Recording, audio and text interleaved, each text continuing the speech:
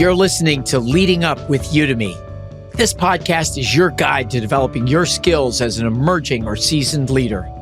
I'm Alan Todd, your host and the Vice President of Leadership Development at Udemy. Together, we can work, lead, and live differently to create a better world. I sat down with Dr. Hamaria Crockett. She's the Mary Poppins of leadership. She creates magical things. I really liked how Dr. Hamaria talked about the career jungle gym, not the career ladder. And she said the career ladder is a myth, but the career jungle gym means there's a lot of ways. Sometimes you move forward, sometimes you move sideways. Every now and then you might even have to take a step back. But you navigate your way through your career. You dream about this future, about what's a magical world for you, and use that as your North Star to get you through this jungle gym. I don't think there is a corporate ladder anymore, but I'm pretty sure I've never found the ladder. I don't know if you found it. I don't have the ladder. I don't know where it is. So if none of us has seen the ladder, found the ladder, know where the ladder is, it probably means that it's not real. What I do know is that everyone's career is their responsibility.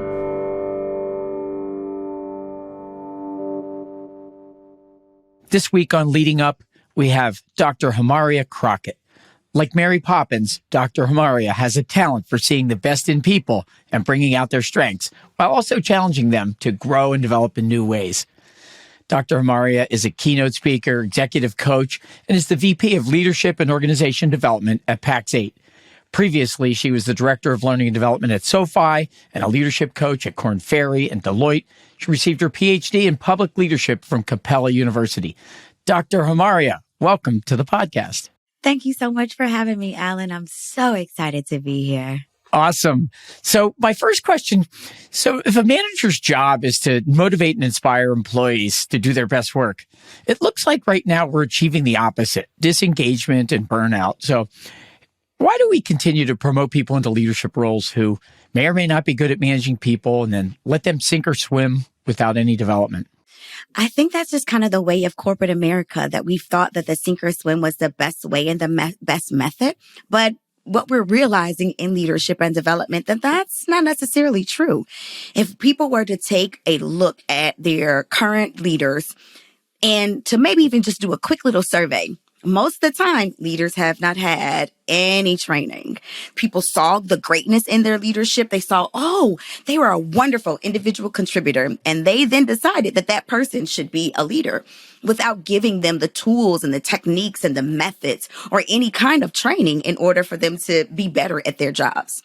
So hopefully, this podcast really is to help those emerging leaders to gain some skills, to gain knowledge, to gain some additional kind of abilities that will help them in the long run, or maybe even today. Yeah. So where do we start? Where do you start with a person? They might be freshly promoted into management. What's first? I think the initial thing for any individual to do is to start thinking about their own skills. What was it that another leader saw in them that said, you know what? I'm gonna promote you. What did that look like? And then to be able to take those particular skills and to cultivate them. And now I know sometimes it is a little, let's just say it's not the best thing for people to say they want to do, but we also have to think about our kryptonite, those areas that we're not so good at, that we kind of stay away from. We need to be sure that we're thinking about, again, the things that we're really good at and the things that we may not be so good at. Because as a leader, all of that's going to come to the surface. As a leader, all of the things that you suck at, that you're terrible at, the people that you're leading, they're going to see it. They're going to pay attention to it. And so it's very wise for you, again, just to not only pay attention to the things that you're really good at and things that you excel at and things that people saw in you, but also to cultivate those skills that may not be so good. Most of the time, it's going to be soft skills. Most of the time, it's going to be people skills. Most of the time, it's going to be communication.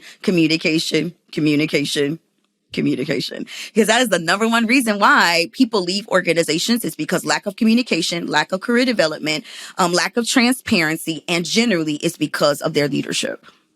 So what could someone do that's listening right now? Let's say they're not a manager, to improve their communication skills and maybe their development skills. If those are the two big reasons why people leave, what could somebody do right now to get better at those two things on their own? Yeah, a few things. One, you can think about, are there some leaders that you know, some mentors or individuals that you're like, wow, I really like their leadership style. It could be your current leader or maybe even a past leader. Go and have conversations with them. Find out how they became the leader that you look up to or a leader that you really appreciate their skill set. The second thing I think is really important is for you to go get some research, go do some looking up of other things, i.e. go to a Udemy course, go to some conferences, figure out the sweet spot of really who you are and where you really need to be as it relates to a leader. The third thing is an assessment. You can do strengths finders. You can do MBTI, so Myers-Briggs. Any assessment that helps you to gather who you are now and for you to be able to identify maybe some blind spots could be very, very useful as it relates to you as a current leader or you wanting to be a leader so that you can prepare yourself for your own future. So as I process that, I hear a lot about finding your purpose. And I saw some new research. Deloitte put something out and it said purpose-driven companies have higher market share and they go 3 times faster and the workforce is happier and customers are happier and all this great stuff. But individuals need to have a professional purpose beyond making money. And I know that's something that you've thought a lot about, you talk about, you've done research on. So can you talk about how can we help someone discover their purpose? Why does it matter? And what are the benefits of going through it? Yeah, the thing about finding your purpose, I'll give you this staggering statistic. For girls, if a girl doesn't find her true voice or herself by the time she's 12, it takes generally to her 30s, mid-30s, almost 40s in order for her to find her voice. For boys, it's 13.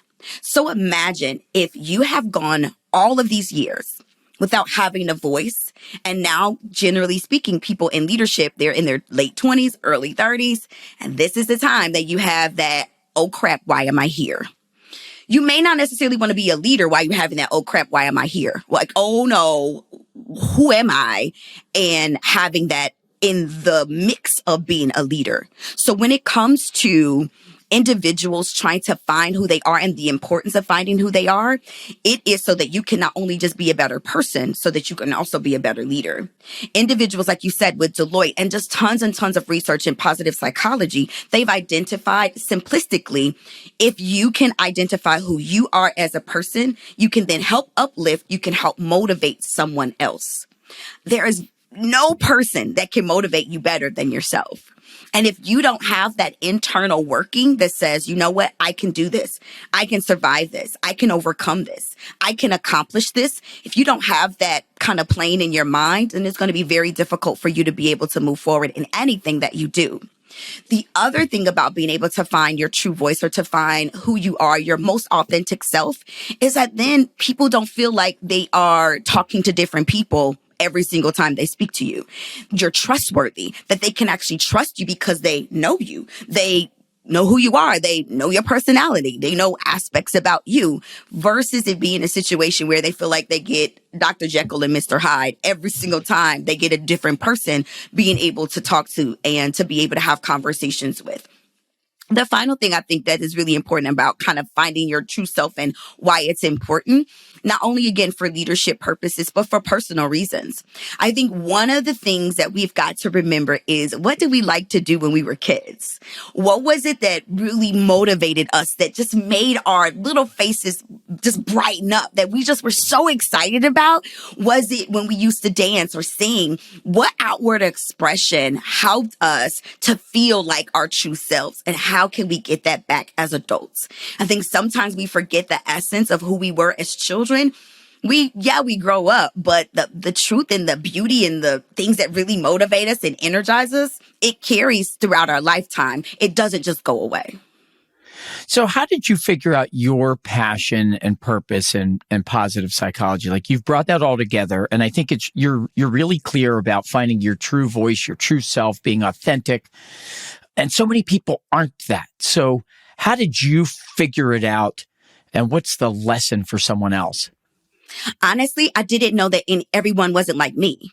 It really wasn't until I started studying positive psychology and started studying like people not being authentic. And it wasn't until I started doing my research. I honestly did not know. My mother called me the Punky Brewster, if you're in the 80s.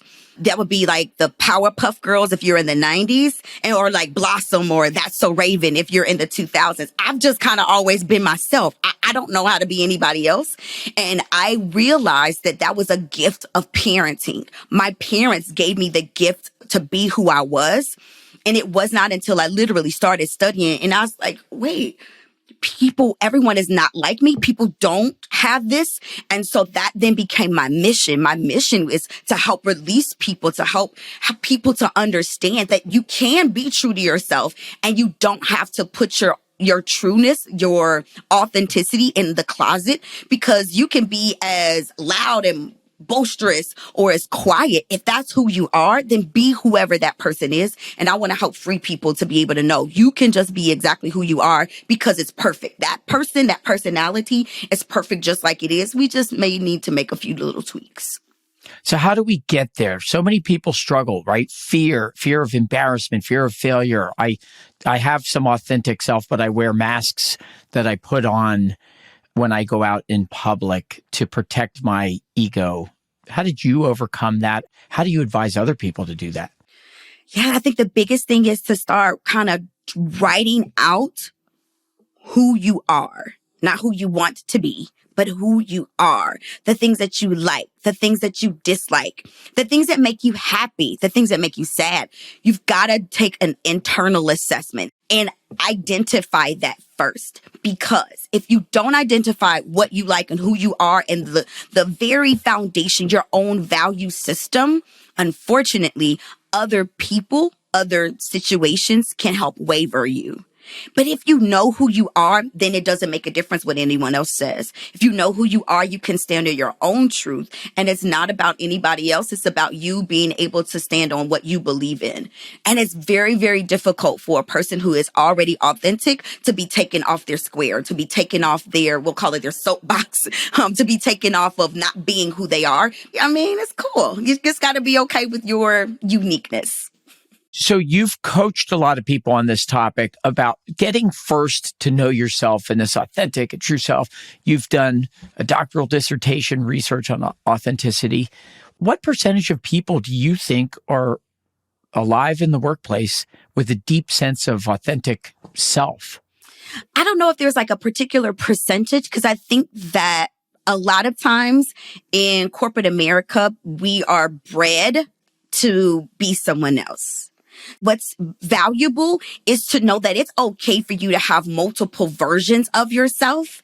And even if you feel like you need to protect yourself, what companies need to know is the more a person can trust their organization, the more a person can trust their leadership, the more of their personality they can show. Now, I just got married, so I am like a wife. I am an auntie. I am a sister.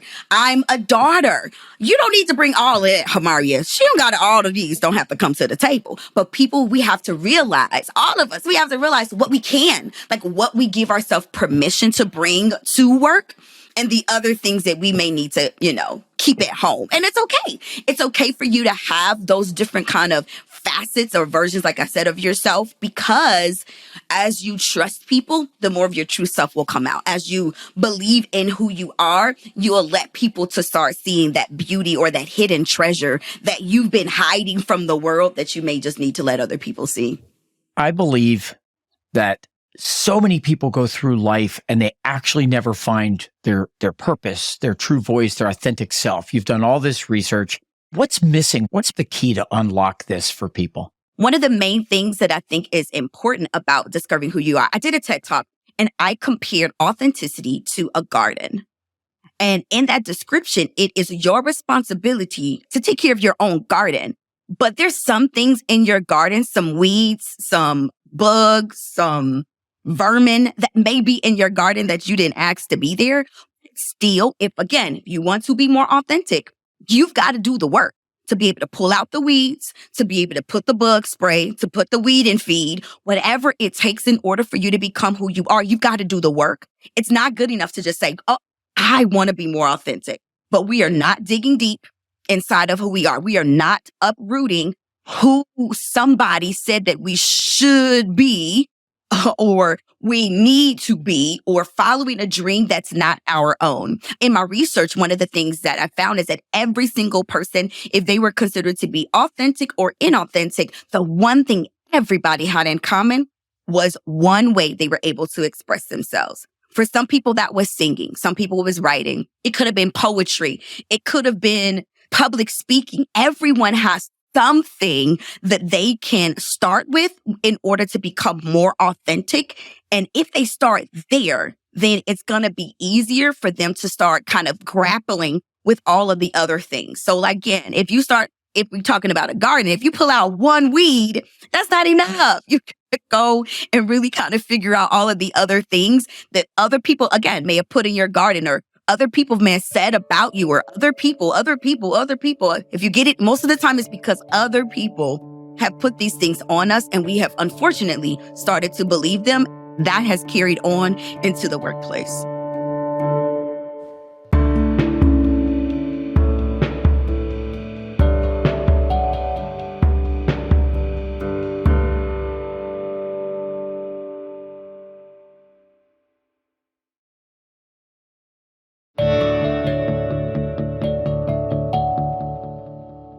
So let's assume that we could get through and find our authentic self as this fundamental foundation upon which everything else is built. What are the skills? You talked about communication being a critical skill. You said it's probably the number one reason you're going to leave, whether you're by your own choice or not. Talk about some other skills that once we figure out this authenticity thing, we practice it. And I don't want to misspeak, but what I think I've heard you say is that's like the critical foundation upon which everything's built. So talk about what comes next.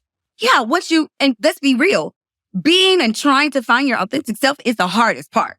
Right. Once you identify that, these other things are not as challenging. Like I said, your communication is key. Also, being able to identify what you want to be. And it doesn't mean that it has to be today, but like giving yourself a way to kind of envision what the future can look like for you. Because the thing is that if we don't have an ending, because, think about it. When we grew up, we knew that we needed to graduate from kindergarten. We needed to graduate from 5th grade. We needed to graduate from middle school. We needed to graduate from high school and college. Most of the time we need like a goal that we can aspire to be or to aspire to do.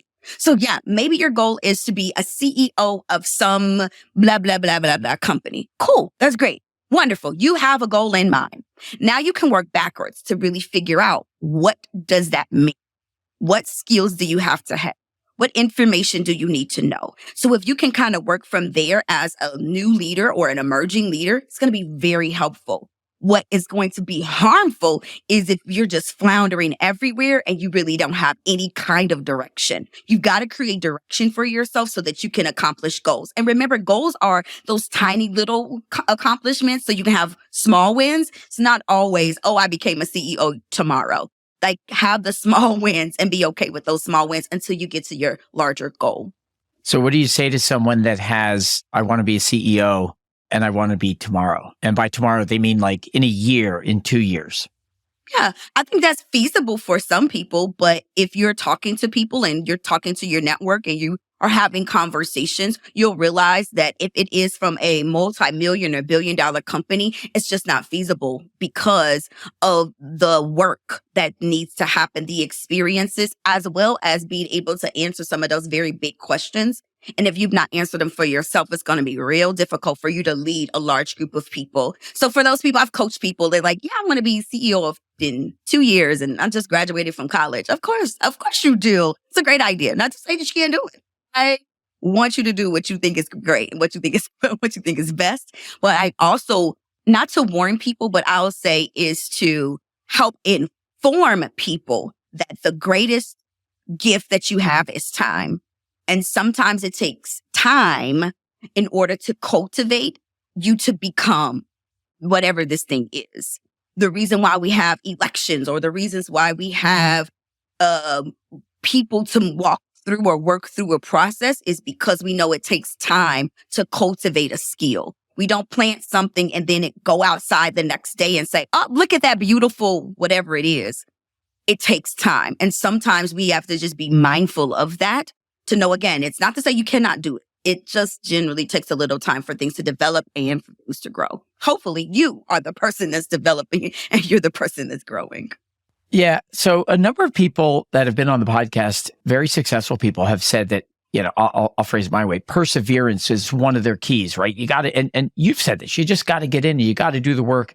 So do people ever have a misset expectations? I want to be a CEO in 2 years. Like, how do you get them to dream a little bit about this beautiful future they aspire to, but also grounded in reality? Like, look, that might just take 15 years and that could be okay.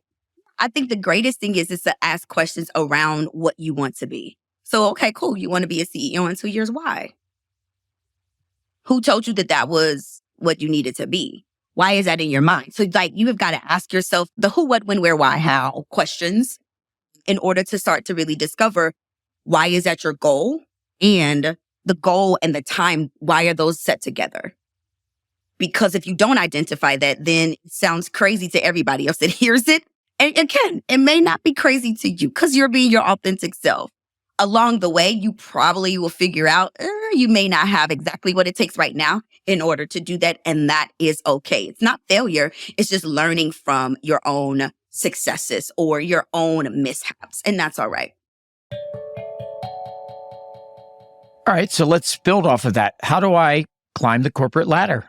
I don't think there is a corporate ladder anymore. I think that we have done a disservice to people to talk about it being some magical ladder. I don't know. Is it like at the end of the rainbow? Like, I don't know where it is. I don't know where you locate it, but I'm pretty sure I've never found the ladder. I don't know if you found it. I don't have the ladder. I don't know where it is. Nope. So if none of us has seen the ladder, found the ladder, know where the ladder is, it probably means that it's not real. What I do know is that everyone's career is their responsibility. You have to listen to people when they talk about their career, and most people are not going to tell you that it's been straight up. I like to call it a jungle gym, or you can think of it of a lattice versus a ladder, because it's going to be kind of all over the place. It may not just be a direct trajectory. And we also have to consider, too, that people don't necessarily stay in the same industry. It used to be a time where you worked for General Motors your entire life. That's what my father did. He worked for General Motors for 40 years. My mother, she was in education for 42 years. That is not our current reality. People bounce around in industry. I personally have been in government. I've been in higher education. I've been in technology. I've been in finance.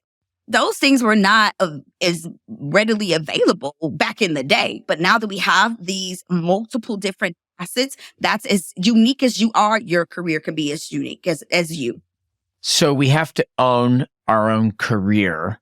And what you're saying is, it doesn't need to look like a ladder. It can look like a jungle gym. We have to get to some destination, and we all might get there in different ways, but we own it. What are some tips that you could give someone to own their career? What can I do to progress through the jungle gym or the lattice? Yeah. Again, it goes back to your own goals. What are the goals that you are setting? Or is it about money? Is it about a lifestyle? Like if you were able to design your perfect life, where you were able to wake up tomorrow and you had the exact life that you wanted, write it out. Write out what that would look like. What does your rich life, your glorious life, your magnificent life, what does that look like? Then think about what will it take to get there. Because if you don't then identify the work that it's going to take, you won't wake up and be in that life. You'll never wake up to be in that life if you just think you've got to go up a ladder and you're not thinking about all of the different ways that you can get there. The other thing I think is important for you to have conversations. Think about your network. Talk to people that are close to or you are like impressed by the things that they have done. Talk to them, have conversations to see where they are and how did they get there. And I think finally, it's giving yourself, again, grounded in reality. Go do some looks on like Indeed or maybe even LinkedIn about those jobs. What do they say you need to have as a skill? Look at the job description. If you don't have those skills, then that also gives you an idea of what you can look for and what you can be doing now that will help set you up for the future. Yeah, I love it. So finding role models and building skills. So figuring out what those skills are for that path for you. There's something, you and I talked about this before, but there was a famous Harvard Business Review article in the 90s called Teaching Smart People How to Learn. And essentially the argument was that successful people don't experience enough failure. So they come in and never want to fail or try to fail. So I guess they play it safe forever. And I was thinking, you do a lot of work in this area. So can you talk about what are some reasons why smart people fail? Yeah. I think one of the biggest things is even as children, we are taught to fall, you get a little Band-Aid, your mom kisses it and you move on your way. And I think we as adults think that that's exactly how we're supposed to be. We are supposed to only touch for a second on our failures and then move on to whatever else we want to do or whatever we want to aspire. Some of the greatest, if not the greatest, inventors will share and have shared how many times it took in order for them to discover whatever they discovered. The thing about them, which is a little bit different from a lot of our leaders today, because they looked at what did not work, why it did not work, so they could change it, tweak it, and then make it work. It took multiple times versus sometimes we just think, the first time I do this, it's supposed to be everything. It's supposed to be great. It's supposed to be wonderful. Everyone is going to love it. And that's not always the case. And I believe if we are more mindful on the things that we may not have done right or may have not done perfectly or may not have done where everybody just praised us for it and we really worked on the things that we may have failed on, then we will be more successful. One of the greatest, I think, because I am from the city of Chicago, players is Michael Jordan. He won a whole lot of rings. He won a whole lot of championships, but he played a real long time and he did not receive a championship every single year. And I think we have to keep that in mind. We won't win every single time we're on the court. We won't win every single time we do a project. We won't win every single time. And if we learn that it's okay, that we don't always have to win, but there is beauty in coming in second, third, 55th, whatever the number is, it's still beauty in that. We'll be doing ourselves a lot more than us thinking that every single time we do something, it has to be glitter and gold and rhinestones and everyone should throw us a party. We should be okay with being okay with failing, knowing that that then helps to set us up for our future. All right. So as we wrap up here, we have a question that we ask all of our guests, and that is, what are you curious about and learning right now? You know what? One of the things that I am super curious about is this tool called ChatGPT. I think it's fascinating, AI. So that's something that I'm really, really into right now, and how that can help people to feel better about learning, knowing that it's literally at your fingertips.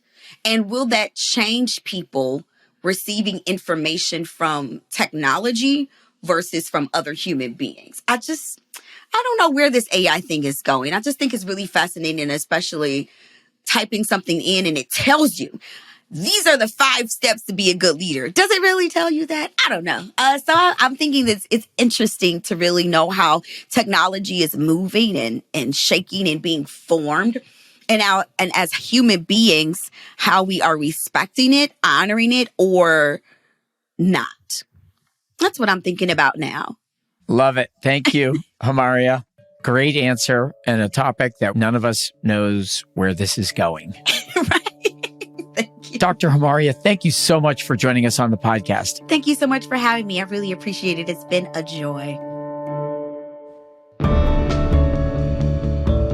Thank you so much for listening to Leading Up, a podcast from Udemy Business.